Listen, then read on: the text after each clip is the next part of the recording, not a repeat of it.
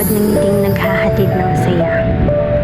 Sa bawat araw na pinipiling bumangon, bitbit mo ang bigat ng responsibilidad.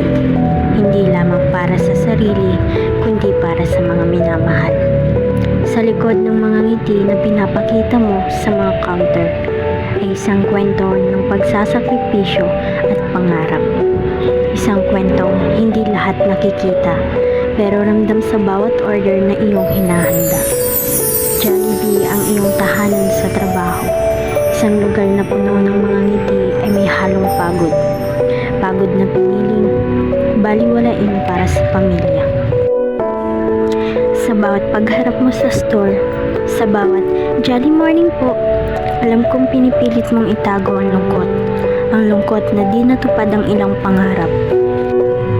Ngunit sa bawat suklay mo ng buhok, sa bawat pag-ayos ng uniforme, bitbit mo ang pag-asa na bukas ay mas magaan, na darating ang araw na ang mga pangarap mo ay magkakatotoo. Ikaw ang bayani sa kwento ng maraming pamilya. Isang bayani na walang kaba, pero may pusong handang magsakripisyo para sa kinabukasan ng mga mahal mo. Kahit na tingin ng iba, simpleng trabaho lang ito.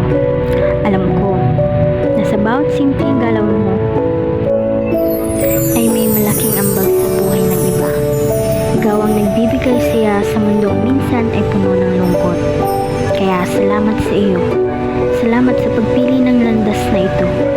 Isang landas na hindi man ganap na makulay, pero puno ng pagmamahal at dedikasyon.